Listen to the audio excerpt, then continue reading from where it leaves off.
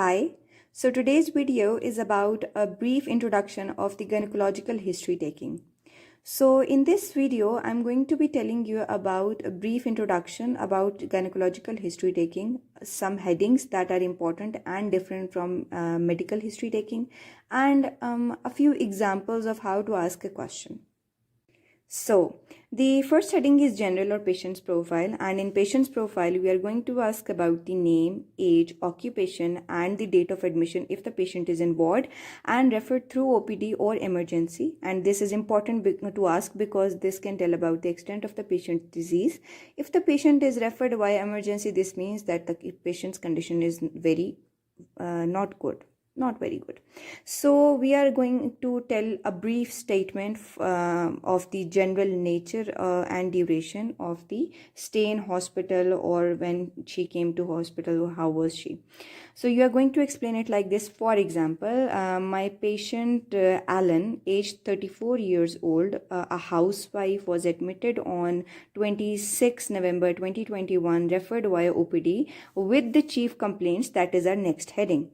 The next heading is chief complaints, and in this section we are going to be writing about the chief complaints with which she presented. For example, if she presented with let's say she presented with menstrual problems, for example heavy menstrual bleeding, so you are going to write heavy menstrual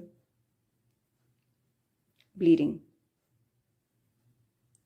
from past 2 months. And she also presented with breathlessness and from past 5 days, and she's also having fever from past 2 days. So you write it in chronological order, starting from the thing that started at first, then the second one, and then the third one in the decreasing order. So the next heading is history of presenting illness. So you are going to tell about each of the chief complaint in detail. You are going to tell about heavy menstrual bleeding, breathlessness, and fever. For example, in heavy menstrual bleeding, you are going to start it like this, that according to my patient was in her usual state of health 2 months ago when she started suffering from heavy menstrual bleeding. Heavy menstrual bleeding may further you are going to ask about questions like, is the bleeding more or less than usual? Do you use tampons, towels, or both? How often does soaked sanitary wear need to be changed? Is there presence of clots? Is the bleeding so heavy, flooding, that it spills over your tampons, towels, pads, and onto your pants, clothes, or bedding? How often do you change the pads, and how many times do you change it in a day? Have you had to take any time off work due to bleeding? Do you ever find you are confined to your house when the bleeding is at its worst? Do you feel lazy, dizzy, shortness of breath, particularly after a period, or find it hard to climb stairs, and does it constrain your lifestyle? So these are questions that are you going to ask about heavy menstrual bleeding to rule out the heavy menstrual bleeding, how it affects her lifestyle, how if it affects her health, how is it a cause of anemia in her, and etc.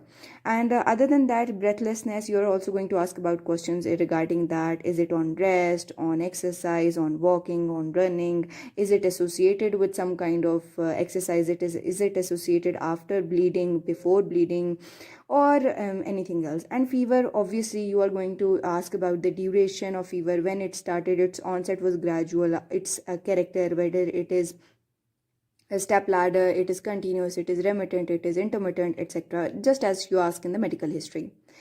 Then the fourth heading is about menstrual history. In menstrual history, you are going to ask about whether the age of menarche, that is the starting of menstruation. Age of menarche. It is important because many of the diseases are associated with with early age of menarche or late age of menarche. Then you are also going to ask about the first day of LMP. That is important. As in OBS history, we also ask about the first day of LMP, because this is important in determining the EDD and also other diseases. Then the pattern of bleeding, regularity, and length of cycle. All these questions are important in diagnosing or distinguishing the menstrual cycle of that particular lady from normal to abnormal. So you are also going to ask about the abnormal blood loss or amount of blood loss. Patient will have different ideas as to what constitutes a heavy period. For example, the number of pads have increased, etc. Then the other heading is cervical screening, and in cervical screening, this will be explored in all patients, that the date of last smear, its outcome, and any previous abnormalities, then colposcopy or treatments done. Cervical screening was often done in age greater than 35 years most commonly, and in our setups it's almost 40 years. So, and in US it is almost 31 years as well, because cervical cancers are very common and it is the most preventable one when you do a cervical smear, cervical screening. So you can prevent the cancers from happening and the early treatment should be started. It is very important. So the next heading is sexual and contraceptive history, and it is also very important. In sexual and contraceptive history, you are going to ask about present partner or partners, the sexual orientation, and the method of contraception used. It is also very important because many contraceptive pills also have a role in disorders of menstruation. And then after this, you are going to ask about other gynecological problems. In other gynecological problems, there is a brief exploration of following complaints, and the detailed questions related each complaint are explained in later. Any regular bleeding? Do you have any regular bleeding? Any heavy menstrual bleeding? And postcoital bleeding or intermenstrual bleeding. Intermenstrual bleeding is that in which you have a bleeding between two menstrual cycles, and postcoital bleeding is the bleeding when you have bleeding after intercourse. Any problems with fertility, either they are planning for a baby or not and they haven't been able to conceive, etc. Any problems with continence, any dyspareunia or sexual difficulty, any vaginal discharge, menopause, history of use of hormone replacement therapy. So these are also important because these give us a picture overview of whatever the patient is suffering from right now or has suffered in past.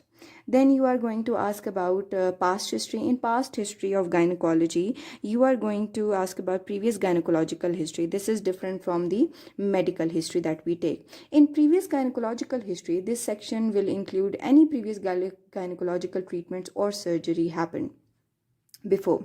Previous obstetric history is also important, and you ask about the number of children with ages and birth weights, mode of delivery, and any complications, as you ask in a OBS history as well. Number of miscarriages and gestation at which where they occurred, any termination of pregnancy with record of gestational age, and any complications. This is important because if the patient is has come to your clinic with subfertility, etc., so you are going to rule out about the previous pregnancies and the number of children. Or if you are going for hysterectomy in sub patient and you don't know that she does not have any children, she wants to have children, so you are going to ask about this. This is important. Family is incomplete, family is complete, you are going to also ask about this.